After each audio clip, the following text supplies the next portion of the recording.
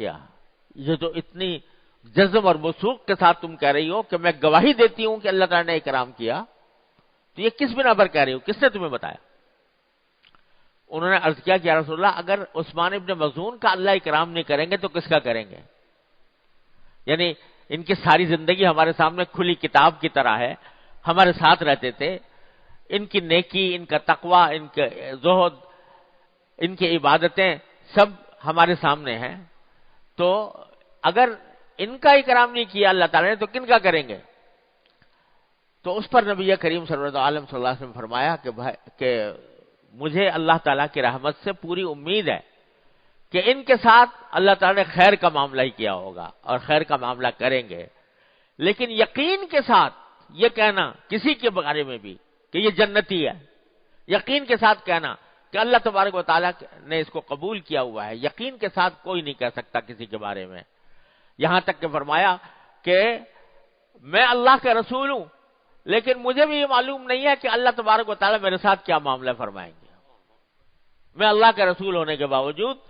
یقین کے ساتھ نہیں کہہ سکتا میرے ساتھ کیا معاملہ فرمائیں گے۔ یعنی اگرچہ آپ کو بتا دیا گیا تھا کہ آپ کی ساری مکمل مغفرت فرما دی گئی ہے اور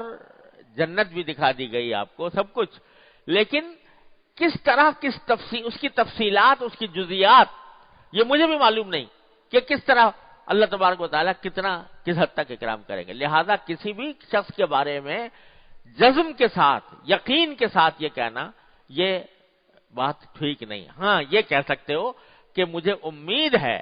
کہ اللہ تبارک و تعالیٰ نے ان کا اکرام کیا ہوگا، مجھے اللہ تبارک و تعالیٰ کی رحمت سے امید ہے کہ ان کے ساتھ اچھا معاملہ کیا ہوگا، لیکن کسی کے بارے میں یقین کے ساتھ کہنا، یہ کیونکہ جنت اور جہنم کا فیصلہ یہ سوائے اللہ جل جلالہ کے کوئی اور نہیں کرتا۔ نہ دنیا میں کسی کو یہ کہنا چاہیے یہ جہنمی ہے، نہ کسی کو کہنا چاہیے جنتی ہے، کیونکہ تمہیں نہیں پتا، یہ فیصلہ تم کرنے والے نہیں ہو، فیصلہ اللہ تبارک و تعالیٰ کرنے والے ہیں۔ یہاں تک کہ کسی کافر کے بارے میں بھی یہ کہنا کہ یہ جہنمی ہے، یہ کسی مسلمان کے لیے زیبا نہیں۔ کیا پتا اللہ تعالیٰ بعد میں اس کو ایمان کی توفیق عطا فرما دے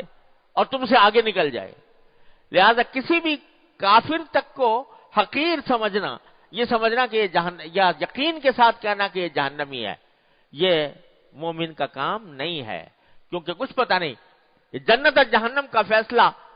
سوائے اللہ جل جلالہ کے نہ کوئی کر سکتا ہے، نہ کسی نے کیا ہے، نہ کسی کو اس کا علم ہے۔ لہذا یہ فیصلہ اللہ تعالیٰ پر ہی چھوڑنا چاہیے۔ البتہ امید کا اظہار بے شک کر سکتے ہو۔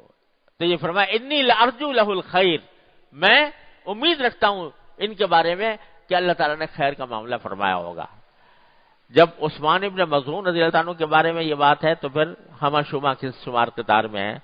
لہذا یہ سبق دے دیا کہ کسی کے بارے میں بھی یقین اور جزم کے ساتھ یہ بات نہیں کہنی چاہیے۔ پھر آگے فرمایا کہ عبداللہ بن مسعود رضی اللہ تعالیٰ عنہ فرماتے ہیں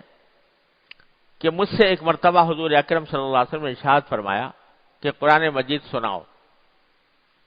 حضرت عبداللہ بن مسعود رضی اللہ تعالیٰ عنہ نبی کریم صلی اللہ علیہ وسلم کے خصوصی صحابہ کرام میں سے ہیں، اور حضور اقدس صلی اللہ علیہ وسلم کی خدمت میں رہتے تھے، آپ کے نالین مبارک اٹھایا کرتے تھے، آپ کے لیے تکیہ وغیرہ لے کے جاتے تھے، گھر میں بکثرت ان کا آنا جانا تھا، یہاں تک کہ صحابہ کرام کہتے ہیں اتنی کثرت سے نبی کریم صلی اللہ علیہ وسلم کے گھر میں ان کا آنا جانا تھا کہ ہم سمجھتے تھے کہ حضور کے گھر والوں میں سے ہیں یہ۔ تو ان سے ایک دن فرمایا کہ تم مجھے قرآن کریم سناؤ۔